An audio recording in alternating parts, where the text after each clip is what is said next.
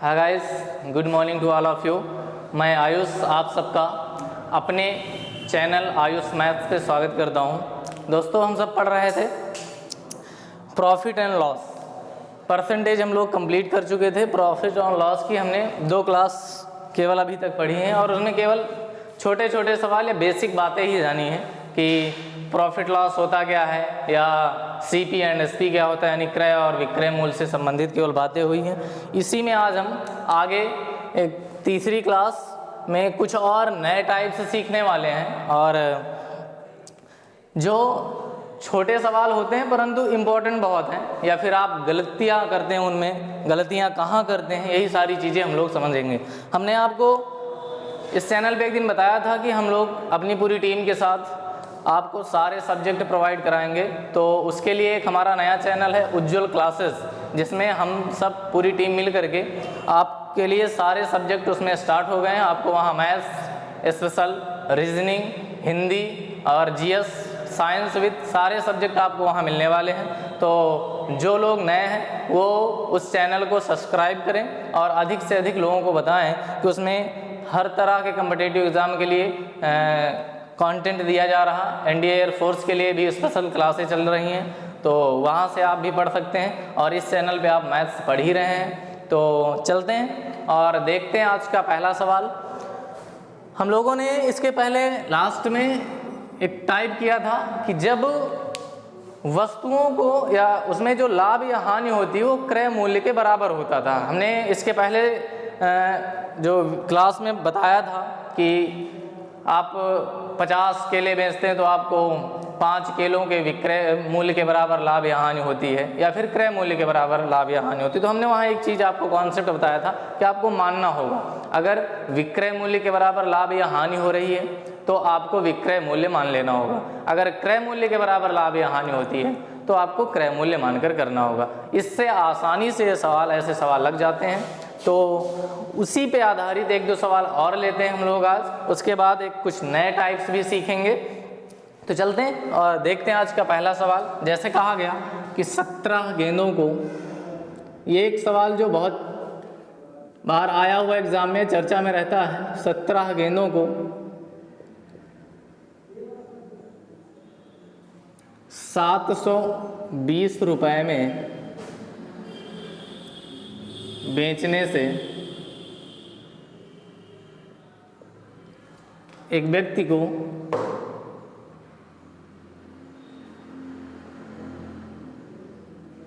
एक व्यक्ति को 17 गेंदों को 720 रुपये में बेचने से एक व्यक्ति को 5 गेंदों के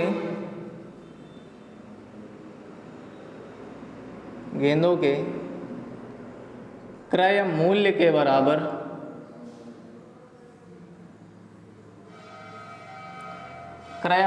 बराबर की हानि होती है।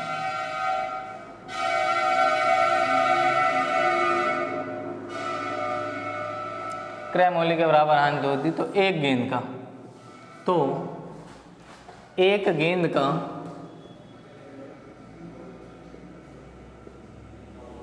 क्रय मूल्य क्या होगा।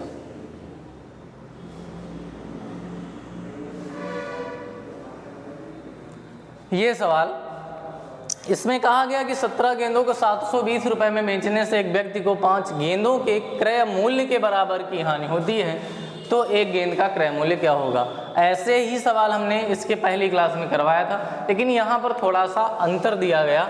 वहाँ रुपया नहीं देते थे, यहाँ पर रुपया दिया गया कि 17 गेंदों को 720 रुपये में बेचने से एक व्यक्ति को 5 गेंदों क्रय मूल्य के बराबर हानि हुई है। आपको यहाँ ये ध्यान में नहीं रखना, अभी इसकी यहाँ पहले कोई ज़रूरत नहीं है। आपसे हम केवल इतना सवाल में कहें कि 17 गेंदों को बेचने से एक व्यक्ति को 5 गेंदों के क्रय मूल्य के बराबर की हानि होती है, तो एक गेंद का क्रय मूल्य क्या होगा। तो यहाँ पर अगर क्रय मूल्य के बराबर हानि हुई है तो हमें पहले क्रय मूल्य पता होना चाहिए। तो हमें क्रय मूल्य दिया नहीं गया तो हम मान लेते हैं थोड़ी देर के लिए कि एक गेंद का क्रय मूल्य 1 रुपया है। तो उसने कितनी गेंदों को बेचा, 17। तो इसका मतलब पहले उसने जब 17 खरीदा होगा तो 17 रुपये की खरीदा होगा, क्योंकि एक गेंद का क्रय मूल्य अगर 1 रुपया है तो 17 गेंदों का क्रय मूल्य 17 रुपया रहा होगा।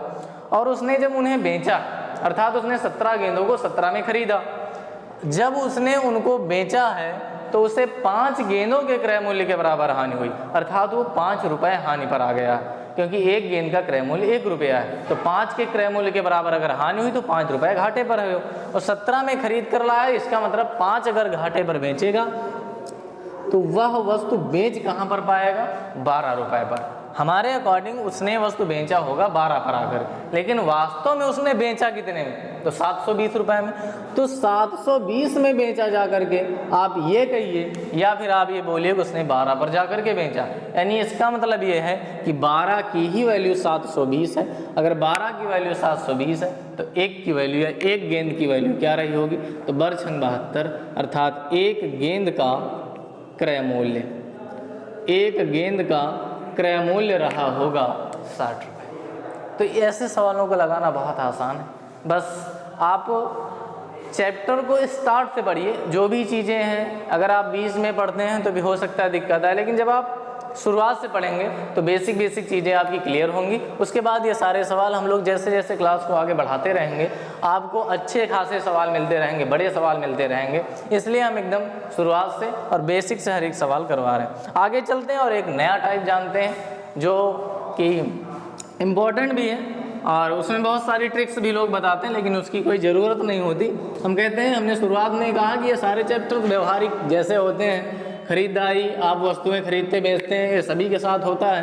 तो इसमें आपको ये सारी चीज़ें बहुत कुछ सोचना नहीं है, बस व्यवहारिक चीज़ें, बस थोड़ा सा आपको कैलकुलेशन अच्छी होनी चाहिए और लाइन का ध्यान रखना होगा।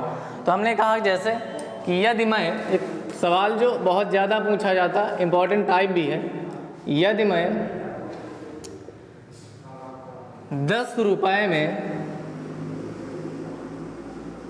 11 वस्तुएं, यदि मैं 10 रुपये में 11 वस्तुएं खरीद कर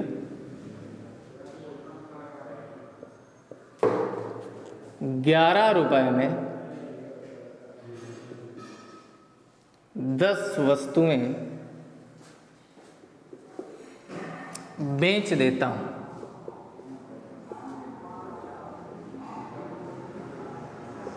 तो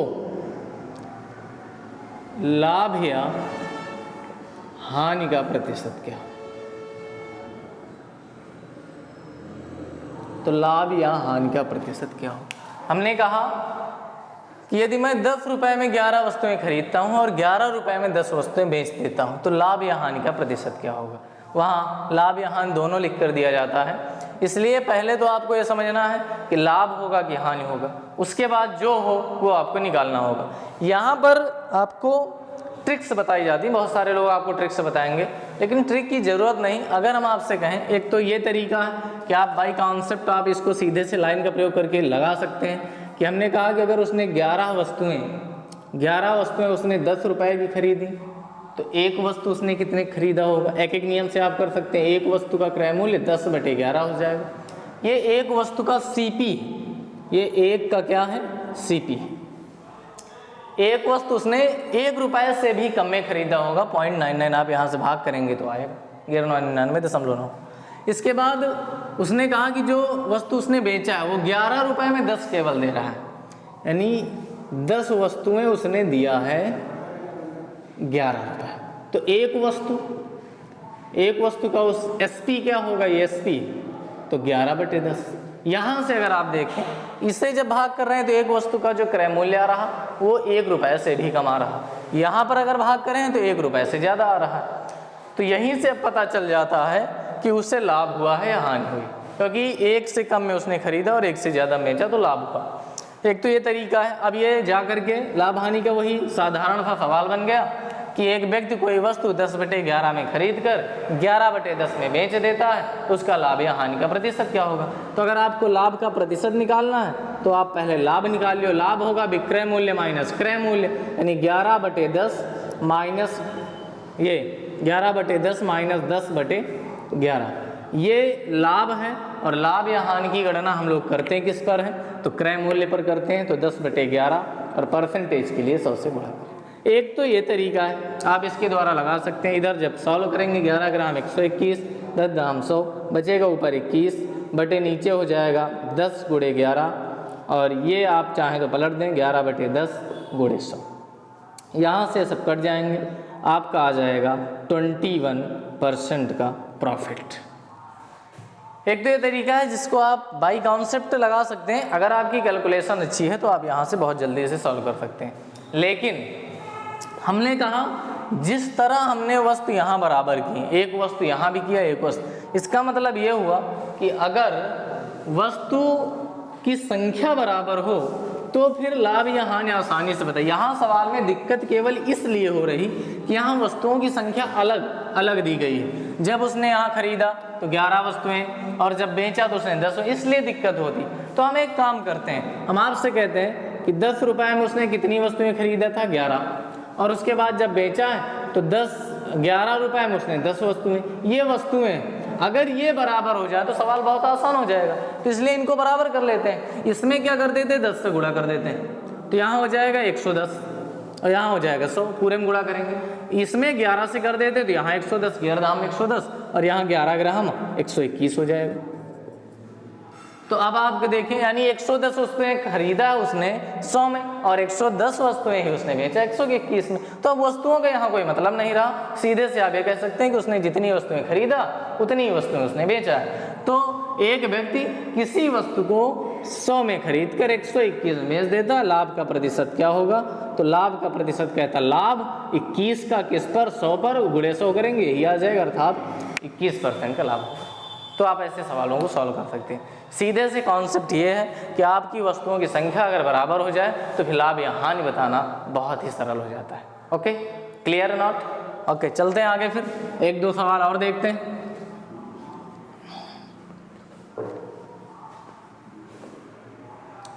इस एक और सवाल ले लेते हैं, जैसे कि एक व्यक्ति 5 रुपए में, जल्दी से हम लिख देते हैं, 5 रुपए में 6 वस्तुएं खरीदता है, तो 6 रुपए में 5 वस्तुएं उसने बेचा। ये SP, ये CP। 5 में 6 खरीद कर 6 में 5 बेच दिया। तो यहाँ अगर आपको वही काम करना है तो यहाँ दोनों बराबर कर लीजिए, वस्तुओं की संख्या बराबर करेंगे तो 5 से इसमें गुणा 30 और यहाँ हो जाएगा 25, और यहाँ 6 से करेंगे तो इधर 36 और यहाँ 56 30, यानी वस्तुओं की संख्या 30 बराबर हो गई। तो यहाँ पर उसने 30 वस्तुएं खरीदा था 25 की और 30 वस्तुएं 36 की बेचा। तो लाभ या हानि का प्रतिशत क्या कहता है, तो यहाँ लाभ हो रहा है। लाभ का प्रतिशत कहता है कि लाभ 25 है, तो यानी 11 बटे कितना 25 और गुणे परसेंटेज के लिए 100, 25 चौको यानी 44% का लाभ हो जाए। मजा आ रहा आपको? तो ऐसे सवाल बहुत ज़्यादा पूछे भी गए हैं और गलत भी आपसे होते हैं, क्योंकि वहाँ आपको 44% लाभ भी होगा, 44% हानि होगा। लड़का पहले इसी में कंफ्यूज रहता है कि लाभ हो रहा है कि हानि हो रहा है, ऑप्शन में जब दोनों मिलते हैं। तो यहाँ से आपको ऐसे कॉन्सेप्ट लगा करके ये देखना होगा और आसानी से ऐसे सवालों को सॉल्व करना होगा। चलते हैं कुछ और सवाल लेते हैं बेहतरीन खूबसूरत से। आपको आज की क्लास में बड़ा मज़ा आने वाला है, क्योंकि सवाल ही ऐसे हैं, बेहतरीन भी हैं। अगला एक सवाल कहा गया कि एक व्यक्ति 1 रुपए की, एक व्यक्ति 1 रुपए की 5 की दर से 5 की दर से पेंसिलें खरीदकर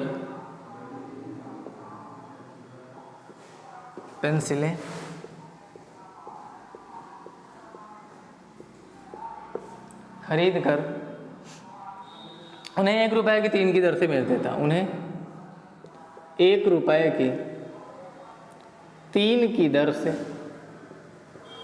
बेच देता। सवाल वैसा ही है, तो उसका लाभ या हानि का प्रतिशत क्या होगा। उसने 1 रुपए में 5 वस्तुएं, 1 रुपए में 5 वस्तुओं की दर से खरीदा था और जब बेचा तो 1 ही रुपए में उसने 3 वस्तुएं दी। तो यहीं से आपकी समझ में आ रहा होगा कि 1 रुपए में वो 5 खरीद कर लाता है और 1 रुपए में केवल 3 देता है, इसका मतलब उसे लाभ होगा। तो यहाँ अगर लाभ यहाँ जाना तो फिर से वही काम करिए, इधर 3 से गुणा कर दीजिए, तो यहाँ 3 हो जाएगा, 3 बचे 15 वस्तुएं, यहाँ 5 हो जाएगा और 5 दिया 15 वस्तुएं उसने 3 में खरीद के 15 5 बेच दिया, तो उसका लाभ हुआ 2 रुपए का। तो लाभ का प्रतिशत कहता है लाभ, यानी 2 किस पर, 3 पर, परसेंटेज के लिए 100 से गुणा करेंगे 2/3। आप जानते हैं क्या होता है, 66 सही 2/3%, ये आपका हो जाएगा 66 सही 2/3%। तो ऐसे सवाल आप, हमें उम्मीद है कि आप लगा पाएंगे। कुछ भी लिखा जाए, यानी जब वस्तुओं की संख्या बराबर ना हो, अलग अलग वस्तुएं दी जाएं, तो आप उन्हें बराबर कर लीजिए, उसके बाद फिर आसानी से इन्हें सॉल्व कर सकते हैं। आगे चलते हैं। अगले सवाल में कहा 3 रुपए में 7 संतरे की, ये कुछ नया टाइप और मोस्ट इंपॉर्टेंट है। कहा कि 3 रुपए में 7 संतरे, 7 संतरे की दर से खरीद कर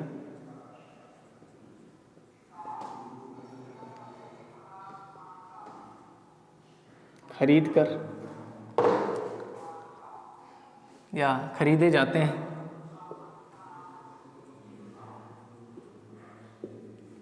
सात की दर से संतरे खरीदे जाते हैं। प्रति 100 संतरे, प्रति 100 संतरे, प्रति 100 संतरे किस दर से बेचे, किस दर से बेचे कि 33% का लाभ। ये सवाल बहुत ज़्यादा इम्पोर्टेंट है, 33% का लाभ। ऐसे सवाल आपको बहुत मिलते हैं एग्जामों में। कोई भी एग्ज़ाम, वन डे एग्ज़ाम, आपको प्रॉफिट एंड लॉस का क्वेश्चन वहाँ मिलेगा ही। अगर 25 क्वेश्चन आते हैं उसमें, तो 2-3 क्वेश्चन आपके वहाँ रहते हैं प्रॉफिट लॉस के। तो फिर इम्पॉर्टेंट ये बहुत है। अगर किसी में 100-50 आते हैं तो उसमें उसी एवरेज में आपके क्वेश्चन बढ़ते रहते हैं, लेकिन प्रॉफिट एंड लॉस के क्वेश्चन आपको मिलेंगे ही। तो 3 रुपए में 7 संतरे की दर से खरीदे जाते हैं। प्रति 100 संतरे किस दर से बेचे, 33% का लाभ हो। आपसे कहा गया कि 7 संतरे उसने खरीदा है 3 रुपए का। अगर आपसे कहें एक संतरा कितने का रहा होगा, तो आप कहेंगे 3/7 का। एक संतरे का क्रय मूल्य जो है 3/7। उसने कहा कि वो प्रति 100 संतरे किस दर से बेचे कि 33% का लाभ हो। एक संतरे 2 संतरे की बात नहीं कर रहा, 100 संतरे बेचवाना चाहता है। हमारे पास यहाँ खरीदे संतरे केवल कितने हैं, 7। नीचे आप देख रहे हैं वस्तु, ऊपर आपका रुपया। इन्होंने कहा प्रति 100 संतरे किस दर से बेचे, 33% का लाभ, अर्थात इस बार वो 33% का लाभ चाहता है। लाभ का मतलब अपना 100% 33% ज़्यादा करना चाहता है, यानी 133 पे पहुँचाना चाहता है, 133 पर। अब आप देखें तो 7 से ये कट जाएगा, 7 से काटेंगे तो 7 एकम 7 और 7 9 63, 19 3 57। अब आप देख रहे हैं कि वो 33% का लाभ ले चुका है, और नीचे हमारी वस्तुएं कितनी, 100, और 100 कितने, ये नीचे 100 हैं और ऊपर आपके 57, यानी वो प्रति 100 संतरे अगर 57 रुपए में बेचता है तो उसे 33% का लाभ होगा, तो उसे 33% का लाभ होगा। कुछ भी नहीं करना है ऐसे सवालों में, बस आपको सीधे से लाइन का प्रयोग करना है, एक एक नियम लगाना है, और चंद सेकंडों में आप आंसर आपकी कॉपी पर होगा। तो एक और 2 सवाल ऐसे ही लेते हैं। थोड़ी थोड़ी इनमें भाषाएं बदली जाएंगी, आपको यही चीज़ समझना है कि उनमें परिवर्तन क्या किया जाता है।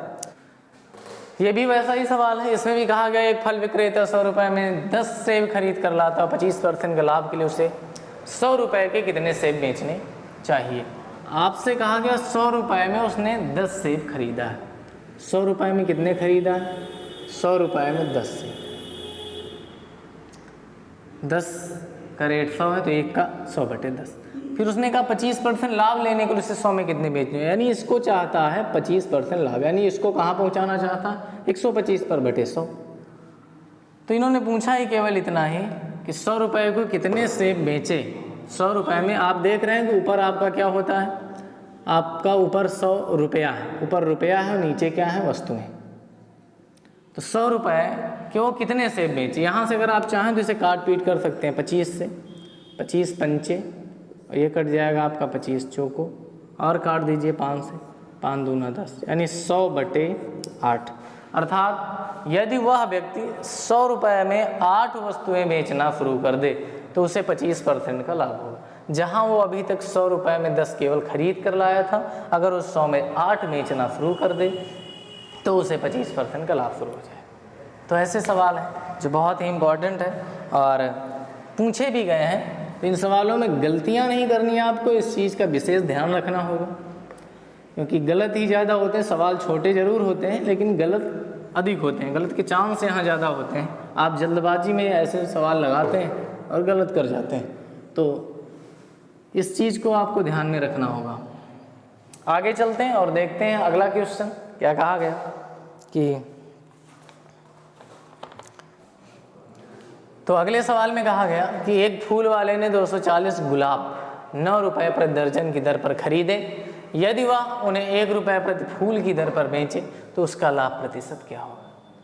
तो हमें नहीं लगता इसमें एक चीज़ और, अगर ये 240 संख्या ना दे तब भी सवाल में कोई फर्क नहीं पड़ता, क्योंकि उसने 9 रुपये प्रति दर्जन, यहाँ से एक चीज़ देखी, यानी 12 दर्जन का मतलब 12 फूल, यानी 12 फूल उसने खरीदा था 9 में। तो अगर हम कहें कि एक फूल उसने कितने में खरीदा होगा, तो एक फूल खरीदा होगा 9/12, इसे काटेंगे तो 3/4, उसने प्रत्येक फूल खरीदा 3/4 में। और इसके बाद उन्होंने कहा हुआ उन्हें 1 रुपये प्रति फूल की दर पर बेचे, यानी 1 रुपये प्रति फूल, 1 रुपये प्रति फूल अगर वो बेचता है, इसका मतलब यह है कि उसने खरीदा किस रेट पे, देखो उसने खरीदा है 3 या कहा था 9 रुपये, यानी 3 रुपये में उसने 4 फूल खरीदे।